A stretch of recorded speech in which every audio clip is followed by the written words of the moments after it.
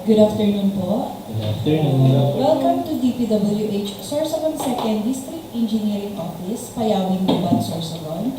We have one project scheduled for today's pre-bid conference.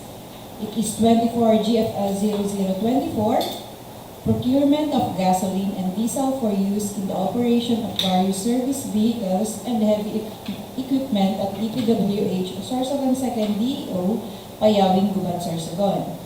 Today is July 5, 2024, and present here today are the following: Erwin S. Encinares, back Vice Member; Levi Pura Jr., back Member; Chloe F. Valeros, back Member; Leia E. Funtanares, back Member; Glenn L. Inicio, Procurement Unit; Nathaniel B. Alegre, back Secretariat; Dian E. Albay, IT Representative.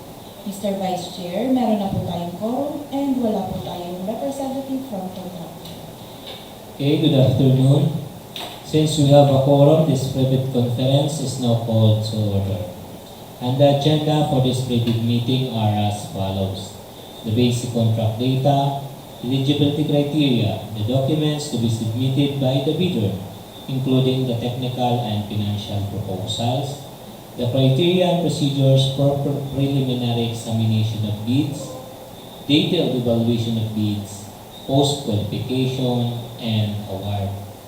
Question and comments from bidders and replies of back and other representatives of the procuring entity.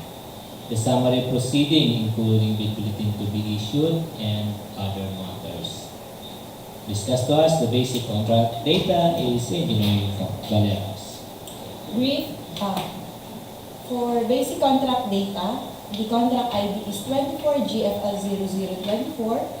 Contract name is Procurement of Gasoline and Diesel for use in the operation of various service vehicles and heavy equipment at DPWH Sorsogon 2nd DEO. Contract location is Payawing, Gubat, Sorsogon. Brief description is for use in the operation of various service vehicles and heavy equipment assigned at the maintenance, planning and design, and quality assurance and construction section. The approved budget for the contract is 1,655,312 pesos. Source of fund is CY 2024 GAA. Delivery period is upon request of the end user from stockpile of the supplier. Cost of bidding requirements is 5,000 pesos, and submission of bids is on July 18, 2024 until 10 a.m. Opening of bids is at July 18, 2024 at 10 a.m. immediately after closing the submission or receipt of bids. So this is the bid data sheet for this project. The price schedule for goods offered from within the Philippines. Ito po yung format.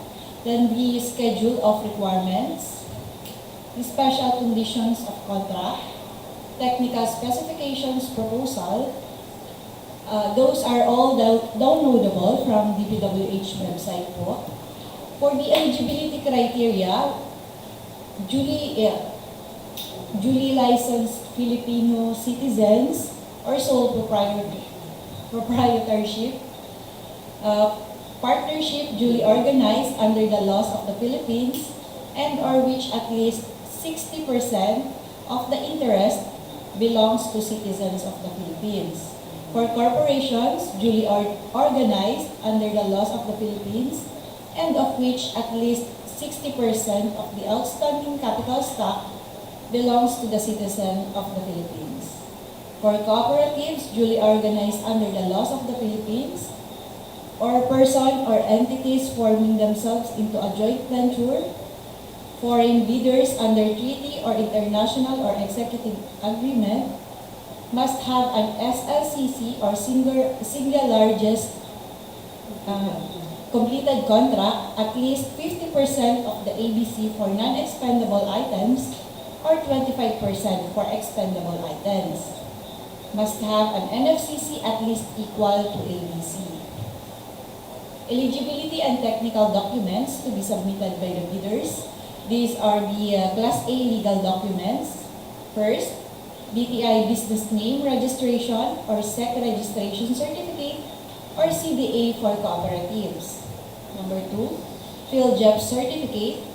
Number 3, valid and current mayor's permit or municipal license, and statement of ongoing and similar completed government and private contracts.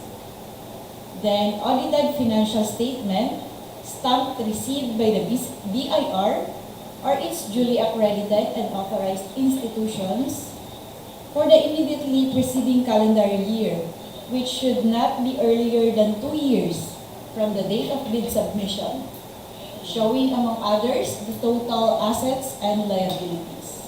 Then, income tax return of the preceding year filed and paid through the BIR electronic filing and payment system or the EFPS. Next is computation of net financial contracting capacity or the NFCC. Then, tax clearance for Executive Order number 398 series of 2005 as finally reviewed and approved by the BIR. Then for Class B documents, if applicable only, the valid joint venture agreement. For eligibility and technical documents to be submitted by the bidders, we have bid security, validity of 120 calendar days. It should be in the form of cash or manager's check or bank draft guarantee, which is equal to 2%, or it could be in the form of surety bond, callable on demand, 5%, or bid securing declaration, as per the revised form for GPPB Resolution number 16-2020, dated September 16, 2020.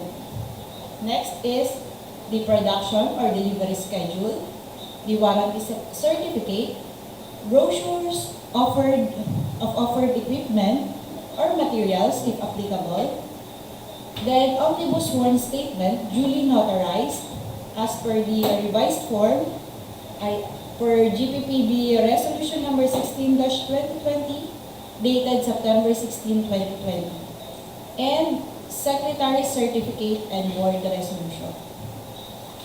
For the financial documents to be submitted by the bidders, these are the following documents: duly signed by bid prices in the bill of quantities or breakdown, and recurring and maintenance costs, if applicable. Receipt of bids and presentation of original official receipt of payment for bid documents. For bid submission may be done manually, may be done manually online.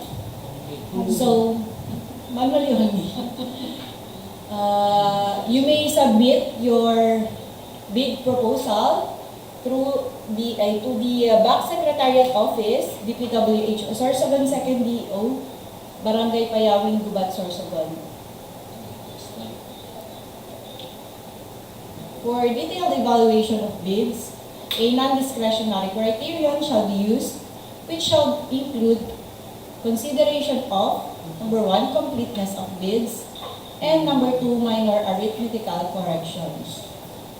Unless the instruction to bidders or ITB specifically allows a partial bids, those not providing all required items shall be considered non-responsive. And placing no price is considered also as non-responsive. Then specifying a zero or dash means it is offered for free. For post-qualification, a non-discretionary pass or fail criterion shall be used to verify, validate, and ascertain all statements and documents submitted by the lowest calculated bidder. It shall pass the legal requirement, technical requirements, financial requirements to be declared as the lowest calculated responsive bidder. Yun naman po. Okay. Is there any question? None? Okay. Since we have no question and no other matters to be discussed, this private conference for today is now adjourned.